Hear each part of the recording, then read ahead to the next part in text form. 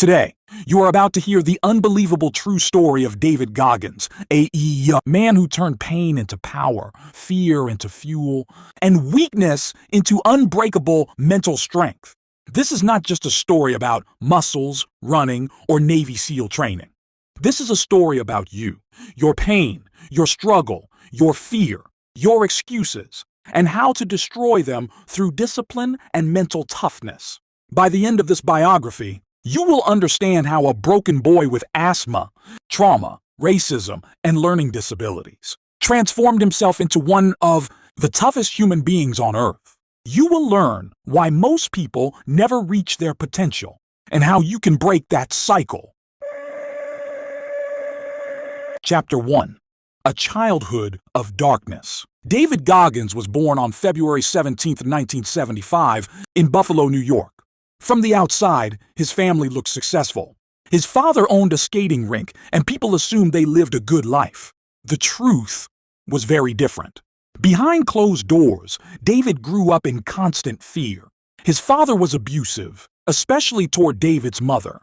Violence, control, and intimidation filled the house. David was forced to work long hours at the skating rink late into the night, sometimes until 2 a.m., then wake up early for school. He didn't sleep. He didn't play. He didn't feel safe. David later said, "I didn't have a childhood. I had a job and trauma." Worse, he was never allowed to talk about it. At school, he had to pretend everything was fine. Inside, he was scared, angry, and confused. David struggled academically. He had a learning disability, asthma, and a speech stutter. Teachers didn't believe in him. Students laughed at him and called him stupid. Eventually, David started believing them. Later, David and his mother escaped his father and moved to a small town in Indiana. But life didn't improve. He became the only black student in his school.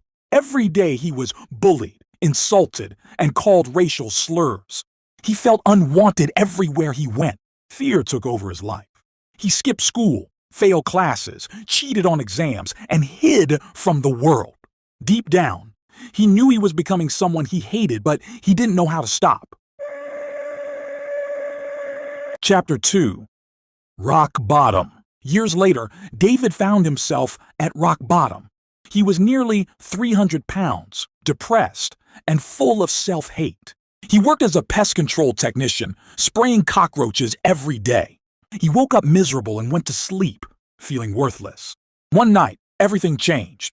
David watched a documentary about the Navy, SEALs, the toughest warriors in the U.S. military. He saw men training in freezing water, crawling through sand, carrying boats, and pushing beyond human limits.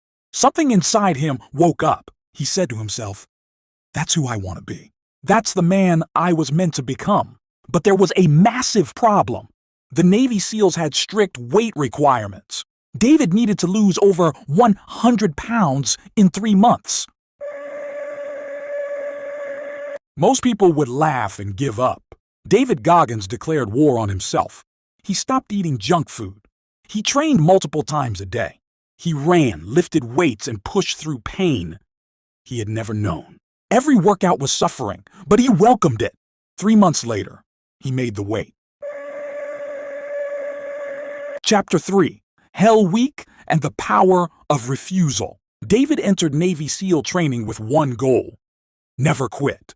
SEAL training is designed to break people.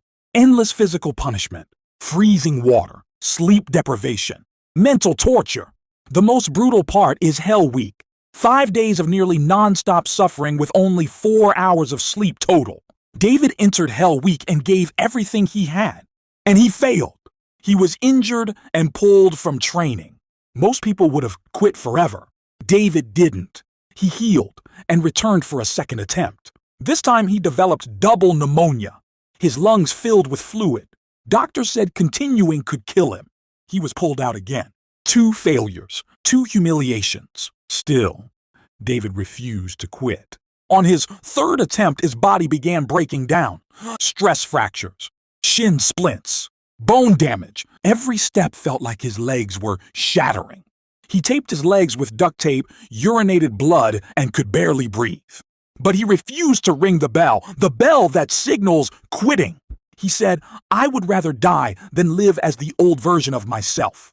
After unimaginable pain, David Goggins graduated. He became a Navy SEAL. Chapter 4. Discovering the 40% Rule. Becoming a SEAL wasn't the end, it was the beginning. David wanted to explore the limits of the human mind. After losing friends in a military helicopter crash, he decided to raise money for fallen soldiers, families by running extreme endurance races. To qualify for the Badwater 135, one of the toughest races on Earth, he had to complete a 100-mile race with almost no preparation. He showed up with no experience, no proper shoes, and no support team. At mile 50, his body began shutting down. His feet were bleeding. His kidneys were failing. His bones were fractured. He lost control of his stomach. He could have stopped. Instead, he taped his feet, stood up, and kept going. He finished 100 miles in under 24 hours. That race taught him a life-changing truth. When your mind says you're done, you're only at 40% of your potential. Chapter 5. Mastering the Mind. David went on to run ultramarathons, complete the Badwater 135 multiple times, and set a world record for over 4,000 pull-ups in 24 hours. His strength didn't come from talent, it came from mindset. One of his most powerful tools is the cookie jar. Whenever he feels pain or doubt, he mentally reaches into a jar filled with memories of past suffering he survived. Each memory becomes fuel. He also teaches mental callousing, doing hard things daily, so your mind becomes tougher, just like skin forms calluses. David believes discipline, not motivation, is the key to success. Chapter 6. Can't Hurt Me. David shared his philosophy in his best-selling book, Can't Hurt Me. Its core lessons include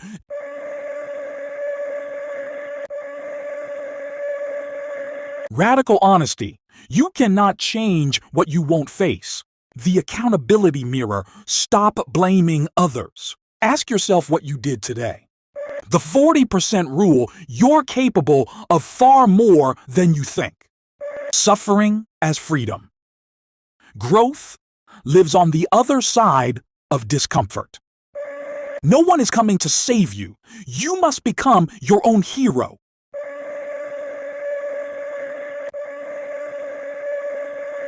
The book became a global movement because it didn't comfort people. It challenged them. Chapter 7. Never Finished. In his second book, Never Finished, David explains that there is no finish line in life. Even after fame, success, and achievement, he discovered he had a hole in his heart, a condition that could have killed him. He underwent heart surgery, recovered, and returned to training. His message was clear. You don't stop because you're successful. You keep going because growth never ends. He teaches the savage mindset, the mental lab for self-analysis, and the idea of staying dangerous, being capable, disciplined and strong, but choosing peace.